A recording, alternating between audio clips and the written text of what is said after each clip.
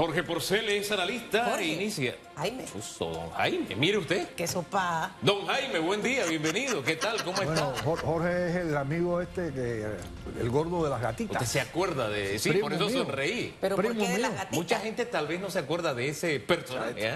Bueno, tengo un ¿Quién es sobrino ese? que se llama Jorge Porcel. Era un argentino, un humorista, gordito, que siempre salía las gatitas con de estas Porcel. chicas, exactamente, hechas a mano. Ah, se llamaba Jorge, o se llama. Jorge. Bueno, pero usted es Primo mío, Jaime primo Porcel mío, y espero que primo no le mío. gusten las gatitas. Mire, ¿Por 7:30. qué no? ¿Por qué ¿No no? él tiene su gatita? ¿Por qué Usted no? tiene Y no hay una más. gatita y no diga que le gustan las Soy gatitas. el único que Bueno, tiene una gatita. Eso. Y siempre mire una gatita. Hola, mi amor. Ajá. 7:39.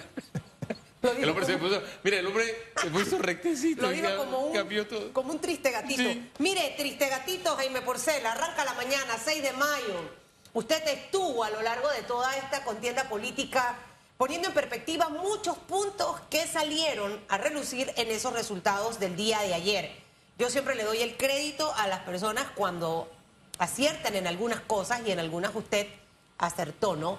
El endoso de los votos del señor Ricardo Martinelli, que muchos decían que el señor José Raúl Mulino no los iba a poder mantener, y el atraer nuevos votos también en el señor José Raúl Mulino. Vamos a arrancar por ahí resultados de las presidenciales y la victoria de José Raúl Mulino de Realizando Metas y del partido Alianza. Bueno, la victoria de José Raúl Mulino estaba prácticamente como crónica de una muerte anunciada, salvo por algunos candidatos que querían convencerse ellos mismos de que el PRD tenía un voto duro, que los panameñistas salen debajo de las piedras, etcétera, etcétera, ¿no? O que la juventud se iba a volcar de tal forma, por ejemplo, con el candidato Lombana, cosa que sucedió, pero que no fue suficiente como para que rebasaran los 33 puntos, 34 puntos que logra el candidato José Raúl Mulino. Gracias, entre otras cosas, y eso es una buena discusión, al endoso de Ricardo Martinelli, en el cual yo siempre me mantuve como observador. No dije eso va, es más, siempre dije, ¿será esto posible? Esto nunca se ha visto en la realidad nacional. Mencioné cuando Mayín intentó endosar a Alberto Vallarino. Sin embargo, política está llena de novedades. Se dice que de sorpresas, mas no de sorprendidos, ¿verdad? Ahora, aquí hay espacio para sorprendidos realmente, porque, mire, veía las cifras del señor Ricardo Martinelli cuando ganó, y evidentemente hay un piso allí, y uno sigue la línea histórica de las cifras de Ricardo Martinelli, y el señor Mulino rebasó. O sea, está el capital político de Ricardo Martinelli, evidentemente allí, pero rebasó en votos lo que se tenía. Esto es aporte de Mulino, es aporte de la circunstancia política, se le victimizó. ¿Cómo lo analiza usted? Yo te voy a decir, el peor pronosticador que hay de las elecciones, del comportamiento electoral, es el comportamiento anterior. Si tú te pones a ver, por ejemplo, el PRD es típico, arranca en un momento con Martín, tiene 47, luego después va a caer a 20 y tanto, a 28 con Balbina, luego después va otra vez a quedar bajo 27 con Navarro. O sea, es una especie como de Una montaña rusa. Electrocardiograma. ¿Me explico? Sube y baja. El caudal de votos anterior no sirve, ni tampoco los inscritos, como nos damos cuenta, para poder pronosticar lo que va a suceder en la elección Y eso corriente. se puede ver con el PRD, con la cantidad de inscritos, y José Gabriel Carrizo sacó 128.189 votos. Cuando hay 650.000 y más inscritos en el PRD. Ahora, le hago dos preguntas, porque Pero me termina eso del aporte del capital político de Mulino versus el capital, el grueso del capital que le aportó el señor Martinelli. ¿Qué circunstancias Mira, llevaron a esto? yo digo que eso es un buen debate. Yo digo que es un buen debate. Por supuesto, recordemos que cuando Mulino estaba en los primeros meses de febrero, por allá, que lo postulan, sin embargo, la gente no sabía que iba a ser el fin del drama Ricardo Martinelli, contaba con apenas 5 o 6%. Cuando Ricardo señala y dice, hey, este es el elegido, inmediatamente arranca una espiral ascendente que no paró. él siguió subiendo y cada nueva encuesta acumulaba 3, 4 puntos. O sea, por supuesto que en José Raúl, que es un político que viene de la época cuando juntos luchábamos contra Noriega, el civilismo.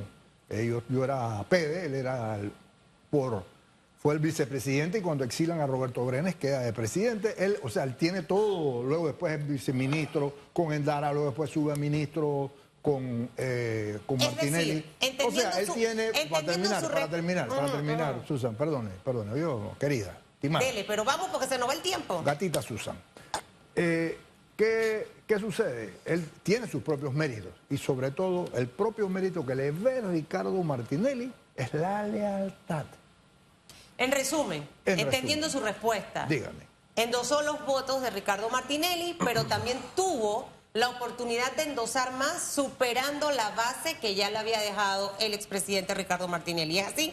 Él tuvo su propia personalidad y su propia trayectoria, resultó ser una especie como de capital inicial. Ok. ¿Me explico? Porque vamos a suponer que el endosado hubiera sido Camacho Castro. Claro. Que tenía todos los méritos también. O sea, seguramente... Inició con un capital y creció. Exactamente. Okay. Ahí hay un detallito, disculpe. Probablemente, y eso lo quiero poner sobre la mesa porque, y usted maneja mejor estos temas que yo, por eso se lo pongo. Cuando se da en Panamá la elección, por lo general el votante busca un elemento diferenciador. Y si usted se fija en la administración actual y el talante del presidente, y usted pone el del presidente electo, están en antípodas. Uno está en un polo y el otro está en el otro.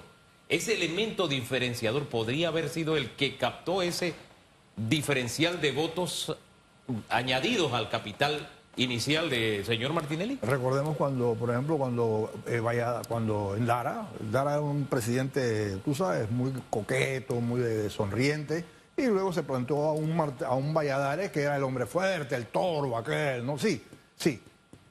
Parte del caudal que agarra, que logra traer José Raúl es precisamente por un gobierno que le hace un ambiente como de indeciso, como a veces le llamaba el fantasma, sus aliados del CONEM le llamaron así.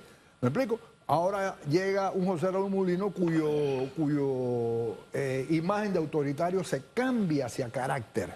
Hacia un hombre que conmigo no va a suceder estas cosas, que conmigo no va a haber cierre. O sea que sí, la respuesta a tu posibilidad de antípoda es totalmente cierta, esa hipótesis en este caso.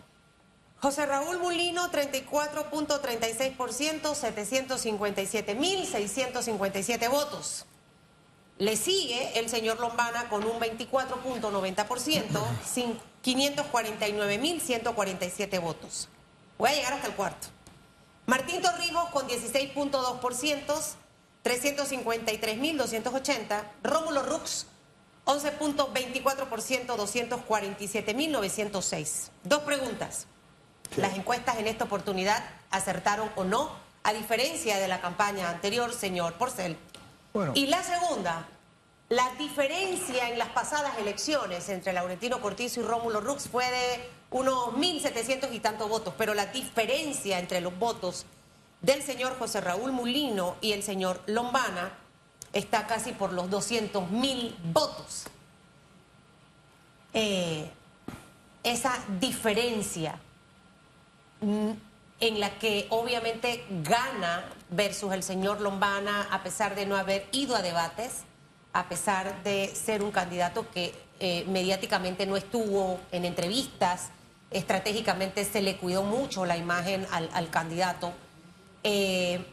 Los ataques también que obviamente recibió, primero por el tema de la inhabilitación, luego las denuncias que se hicieron de la mancuerna RM-PRD, o sea, esa diferencia de casi 200.000 votos, ¿obedece a qué? Pero primero, encuestas y esta segunda pregunta.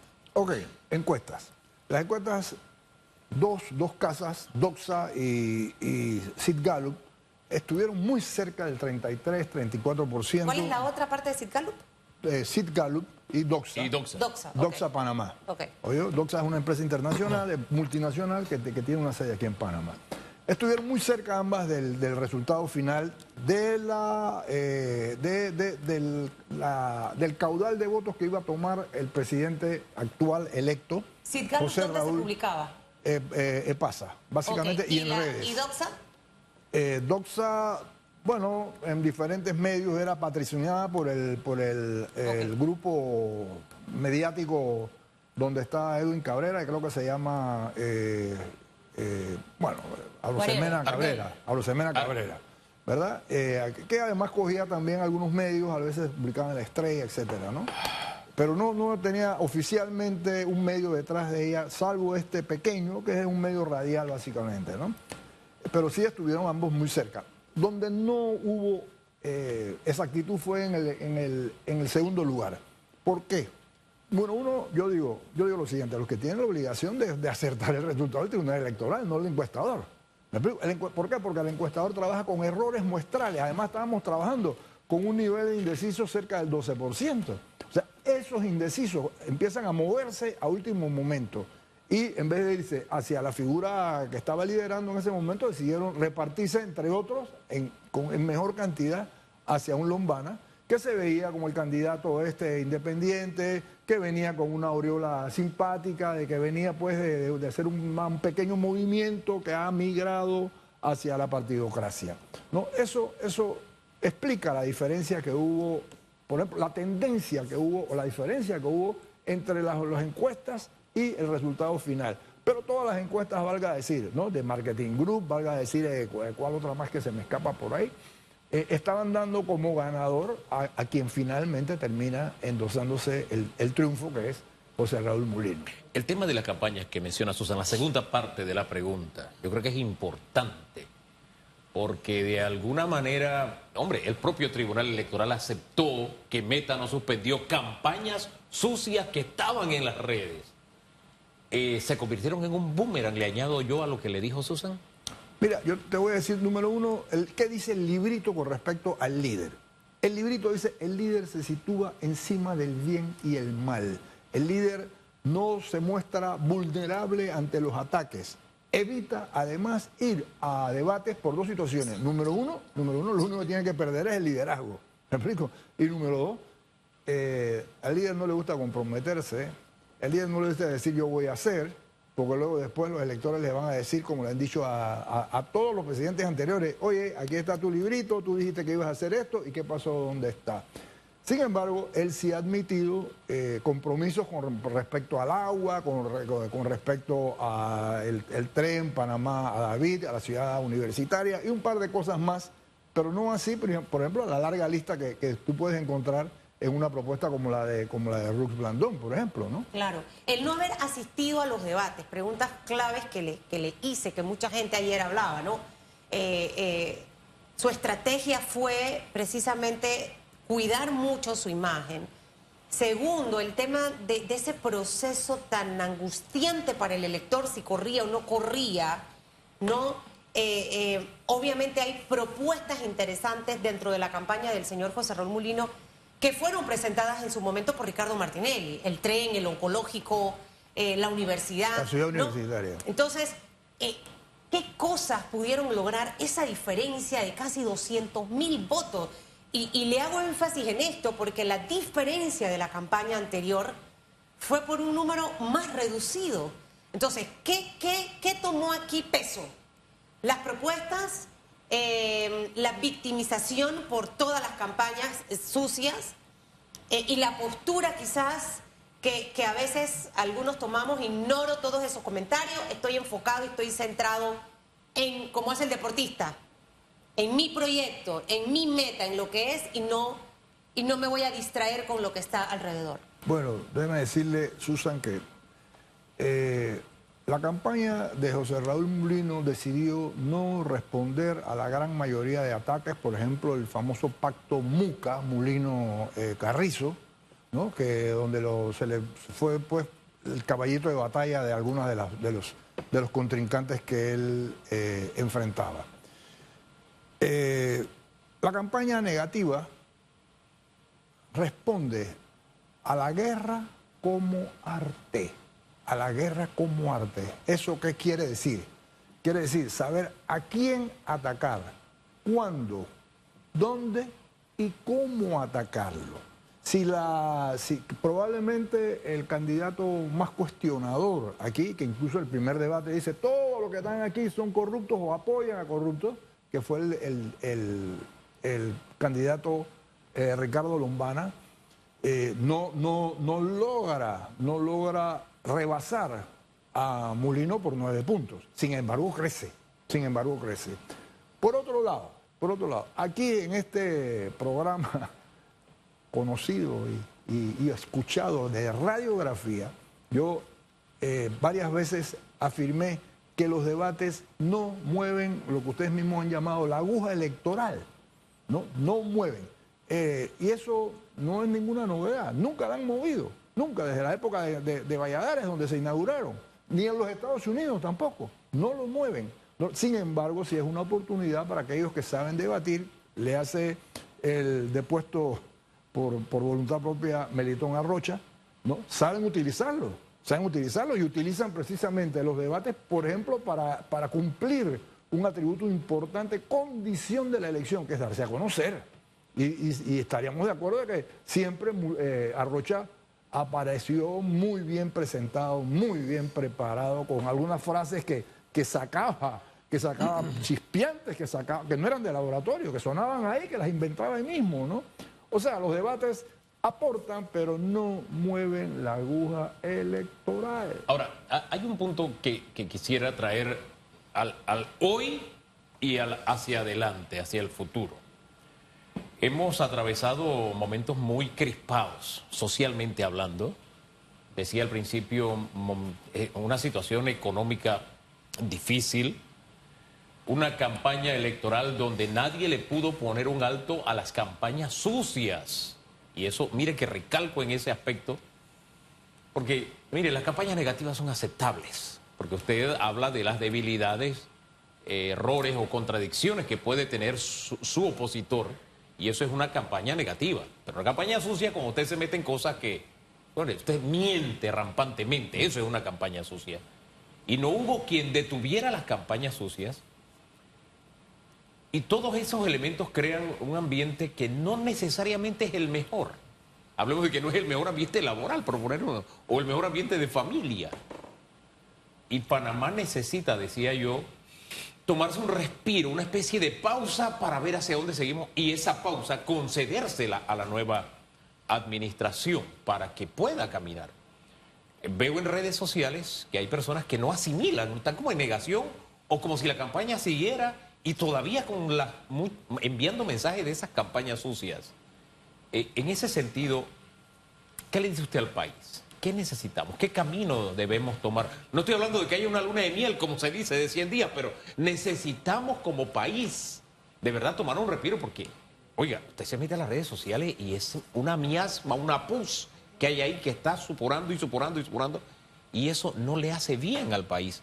Lo necesita. ¿Qué le recomienda usted a la opinión pública respecto a este giro que se ha dado? Amigo Hugo, ¿qué es más realista? Solicitarle a una opinión pública que vive inmersa en esa cultura que usted describe como falta de tolerancia, que usted llama como miasma, o decirle al presidente electo y el resto de las autoridades: estamos afrontando un país con una credibilidad erosionada, con una esperanza en decadencia. Necesitamos ver acciones que resuelvan los principales problemas que se ha debatido durante estos 2 meses y algo de campaña. Yo creo que lo que podemos hacer realmente es advertir a los que vienen. La situación no está fácil. No. El ambiente social está crispado. La gente está cansada, que hay intolerancia. Sí. Señor presidente electo, configure ese gabinete que usted llama de concordia, de paz social. Dé muestras de su capacidad precisamente negociadora, abra el compás, escuche a la gente, escuche a este Panamá, a este Panamá intolerante, esta miasma, escúchela. Bueno, y es parte de lo que creo que hemos escuchado en las participaciones de José Raúl Mulino hasta ahora. Tuvo la llamada con el señor Rómulo Rux, tuvo la llamada con el señor José Gabriel Carrizo, y habló de los primeros días de su gobierno, tener sentados ahí a los líderes de la oposición para trabajar en conjunto. Ahora, dentro de todo este gran proceso, tiene un gran reto. Asamblea Nacional, que va a tener mayoría de diputados por la libre postulación, donde el PRD, si no estoy equivocada, tiene como 10 candidatos, el Partido Panameñista, si no conté mal, son 4, el Molirena 1, Realizando Meta sacó como 2 o 3. Aquí entra mucho el auténtico liderazgo en este momento. El poder manejarme con todas las bases, a pesar de que no tengo mayoría en la Asamblea, de que saqué un 34.42%, un porcentaje un poquito más alto que el que sacó Laurentino Cortizo en las pasadas elecciones. Ese estilo de liderazgo, ¿no? En este momento por parte del señor Mulino, más allá del tema de conciliación y muchas cosas, ¿hacia dónde debe dirigirse? Y la segunda pregunta que le metería allí, el reto de los partidos políticos, Partido Panameñista y Partido PRD, que sufrieron un tremendo, no sé si knockout, el día de ayer. Usted, cuando se refiere a las declaraciones de Mulino, a mí me llama la atención, número uno, que no veo aquí a quien se declara el líder opositor, acercándose a Mulino. ¿Usted sabe quién se declara el líder opositor? En 2019 se declaró Rómulo Rux, que luego después el liderazgo se lo toma Saúl Méndez en el 2022 y 2023. ¿Me explico? No veo a Rux ahora declarándose el líder opositor. El que vi fue a Lombana. Lo dijo ayer. No lo veo, lo repitió 3 veces. Sí, lo dijo ayer. Y no lo veo ahora mismo extendiendo ese puente que hizo Rux y que extendió el propio Gaby Carrizo.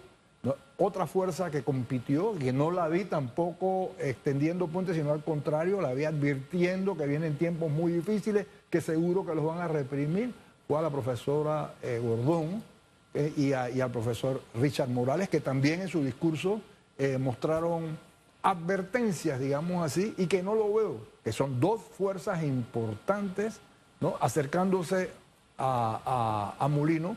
Sin embargo, Mulino habló también de que él iba a acercar fuerzas que tuvieran representación en la Asamblea, ¿no?, buscando generar pues un consenso en sus posibilidades de gobernabilidad. Entonces también hay que ir leyendo y que hay que ir leyendo con quién se está hablando cuando él dice esto no va a ser una repartidera de puestos. ¿Me explico? Pero bueno, ¿qué va a proponer sobre la mesa? Ese acercamiento con el músculo que hay en la Asamblea es bastante interesante porque Moca a la postre tiene, o sea, el líder opositor, que se declaró líder opositor, tiene en la Asamblea un músculo de 4 escaños, que cuentan, son importantes. Pero me fijaba en los que de alguna forma ya han cohabitado con RM, que son los diputados de Cambio Democrático, y hay nombres interesantes, porque son figuras que ya han tenido una relación con el ala que representa el presidente electo, entre ellos Manuel Cohen, de Tito Chitré, Afú. O sea, ese acercamiento con ese acercamiento no creo que esté tan difícil. Ahí hay algo de un camino ya andado y ahí hay 8 votos. Es decir, si usted suma la bancada del partido Realizando Metas, que son 13 hasta este momento, más alianza, 2 de alianza, van 15, y la posibilidad de esa bancada de Cambio Democrático, oiga, estamos hablando ya de 23 escaños, porque no hay mayoría absoluta. Y el presidente ha dicho en campaña que él no va a usar el recurso de la chequera, esa no es su forma. Así que lo que podríamos esperar, si cumple con su palabra, sería un escenario de negociación, de acercamiento. Ahí queda entonces, para dejar las cifras claras, 12 PRD, 2 Partido Popular, 1 Molirena, Panameñistas 8, que también algunos en ese grupo de alguna forma también han sido cercanos a Popi Varela es un hombre que es muy... El matraqueador, le decían en su momento, es un hombre que sabe negociar. Pero en fin, ya veremos qué pasa, porque el músculo de la Asamblea es necesario. Por lo pronto, dejamos el mapa así. Muchísimas gracias, don Jaime. Reitero, Jaime Porcel. Jaime Porcel. Hey. Mientras tanto, todavía dentro de las juntas comunales aparentemente también hay un tsunami por la libre postulación de varias juntas comunales que eran ocupadas por figuras como Ricky Domínguez del panameñismo. Se habla también de ahorita mismo que hay temas en la de Tocumen con el señor José Muñoz. Sí, ese es un tema. Allá donde Muñoz es un tema. Hay muchas situaciones que vale la pena analizar. Señor Porcel, que tenga una semana maravillosa. Que le vaya bien. Cuídese mucho.